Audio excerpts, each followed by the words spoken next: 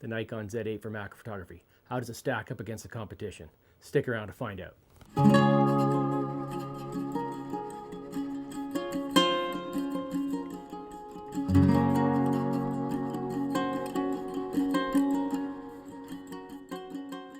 Hey everybody, welcome back to the channel. Stu Clark.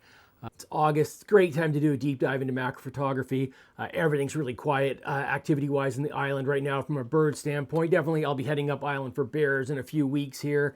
But this is a great time to get out into the marsh, get out in your yard, looking for bugs and insects and lots of really interesting stuff around. Over the next few weeks here, we're going to do a bit of a deep dive with macro photography. We're going to look at a bunch of different techniques, different tools and equipment that you can utilize, all using the Nikon Z8. Today's video, we are going to take a look at the Nikon Z8. We're going to talk about how it fits into macro photography, how it stacks up against the Micro Four Thirds class of cameras. If you've watched any macro videos on how to, undoubtedly you have seen Micro Four Thirds cameras like the Olympus OM Mark I, Mark II. Those cameras have really taken over the macro world.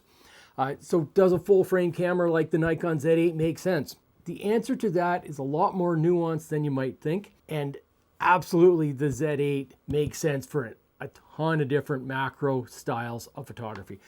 So one thing when you're comparing a Micro Four Thirds cameras to cameras like the Nikon Z8, what you have to understand, a lot of the features that are in camera, things like focus stacking, a lot of these features have got manual overrides. A lot of these techniques have been used since the start of macro photography.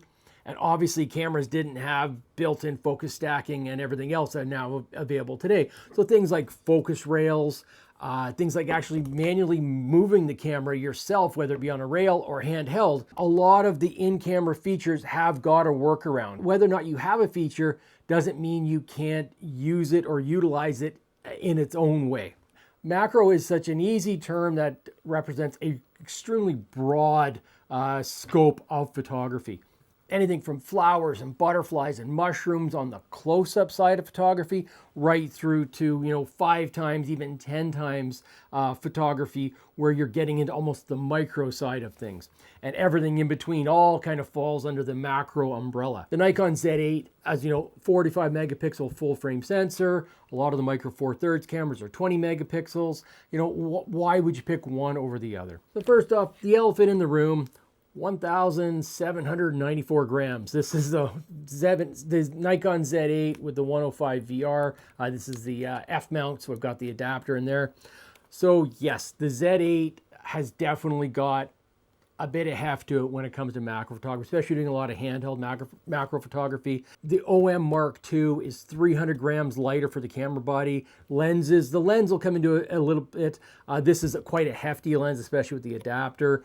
Some third-party lenses, you could definitely knock a couple hundred grams off of this setup. You're looking about a pound heavier than a comparative Micro Four Thirds setup. So that's something that might be a complete deal breaker for you. It's just too heavy, you're hand holding, it just might not work for you.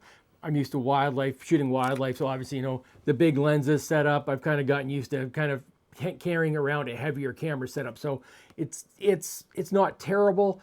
A monopod or a tripod will obviously offset most of that weight. You can plant it, and for an awful lot of macro shooting styles, a monopod or tripod works just fine.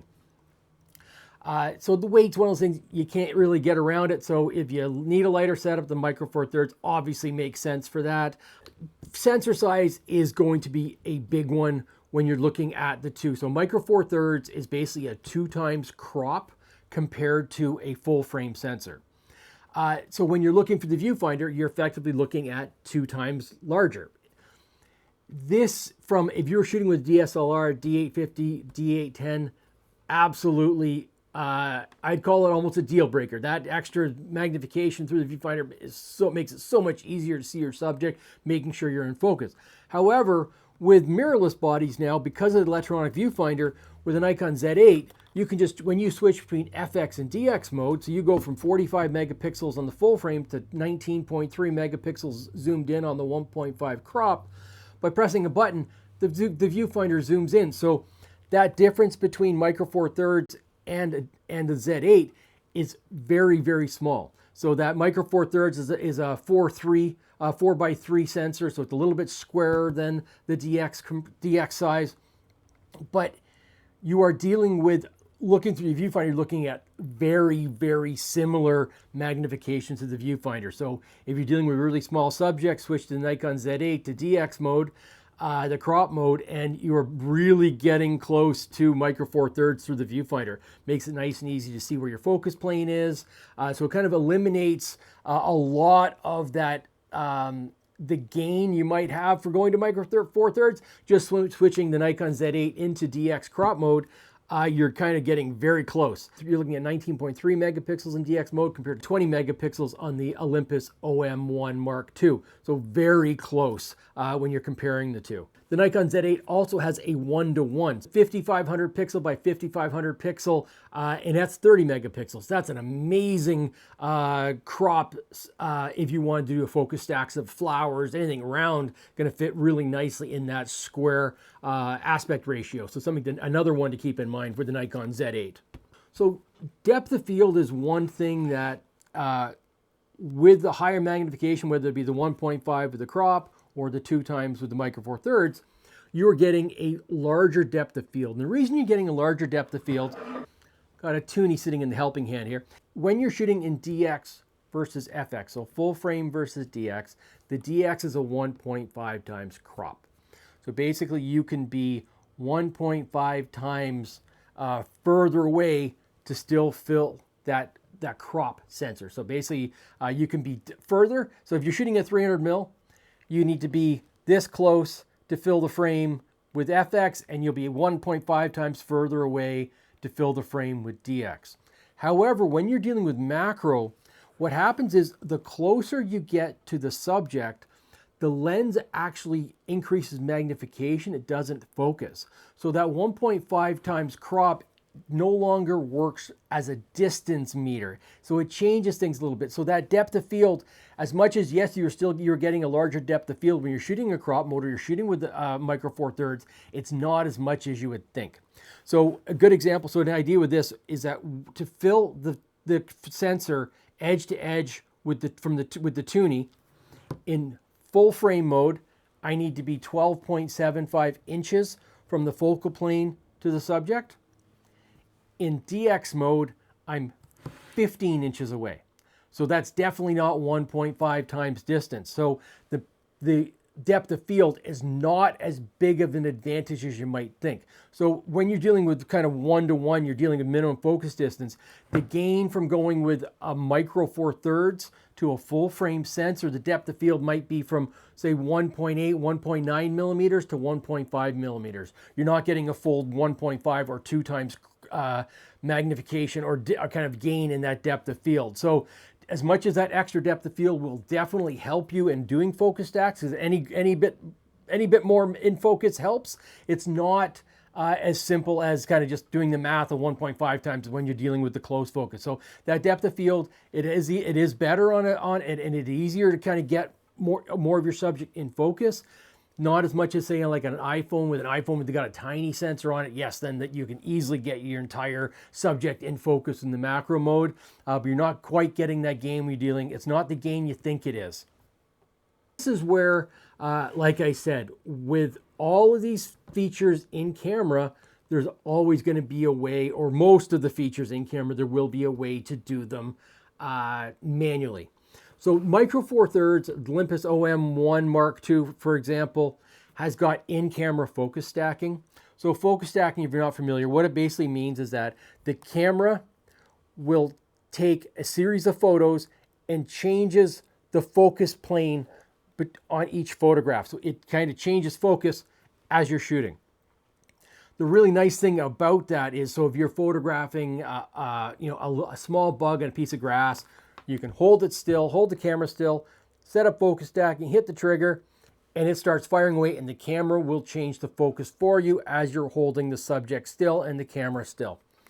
The Olympus implementation of this is amazing because the viewfinder is still active. So as you're shooting that, if the spider moves its leg, if you see some, there's movement in the shot, you can quickly pause it, pause the stack. There's no point in continuing because of movement. You can stop it and then start over again. If it stands still again, you can start shooting again.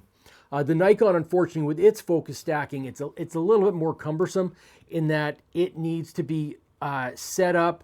You need to get into the menu space. You need to focus on your subject. Then you need to go into the menu. You need to kind of hopefully have it set up prior. Then you need to start it. The problem is the viewfinder and the back screen is blacked out. So you don't know if you've got any movement on your subject. You don't even know if your subject's moving. So for Nikon, the focus stacking is much more designed towards a static subject. So it works wonderfully on a tripod, but it doesn't really work for that spider, the butterfly. You know, you're trying to photograph a living subject. The Nikon focus stacking doesn't work great for that. However, that doesn't mean you can't do focus stacking on a Nikon camera. And how I will do it is that if I'm on a tripod, I will fix the camera on a tripod, and then if I'm holding the subject, I will move the subject through the focus plane, shooting at 20 frames per second. So shooting at 20 frames per second as you're slowly moving the subject through the focus plane. If you're dealing with a spider or something where you can't manipulate it because it'll run away, I will use the camera and move the camera through the focus plane and move it slowly forward. It definitely takes some practice. It's not an easy thing to get the hang of. On this thing where the weight comes down a little bit, and that's where I think on a tripod where you can stabilize it and you are then moving the subject, I think that's the better implementation of that. Things like focus rails where you can manually move the camera forward. So each turn you take a shot. These work excellent as well, and we're going to go through over the next couple of weeks. We're going to be talking about a lot of these different macro tools, and we'll be out in the field and kind of how I use them and how I shoot them. I said with the Nikon Z8, that in-camera focus stacking, as nice as it is, you can quickly just move your subject, move the camera, and you will get, I'll say it's probably 75% as effective. You'll definitely need to do multiple stacks, multiple tries. But even with something like the Olympus, it's not perfect. Just, you're shooting at 20 frames per second as you're doing this. So any movement of the subject will still kind of impact it. But I wouldn't call it a deal breaker. It's definitely a nice feature. If you were just doing spider photography and just doing bug photography, I think the Micro Four Thirds with that in-camera live view focus stacking does make sense. But if you're kind of a photographer like me, where macro is a part of what you do, you can definitely get great success by manually moving the subject or the camera, and it works just fine. And on the focus stacking note, the one huge issue with the Nikon Z8 with focus stacking, it disables the flash. And I understand Nikon doesn't want to be kind of driving a flash really hard doing the focus stack, but with the Olympus, you can utilize a flash. So using something like a flash diffuser, we'll be kind of just doing a full deep dive into utilizing a flash. We'll be looking at the newer Z3 Pro and kind of talking about how to set it up for doing kind of bug photography with a Nikon Z8.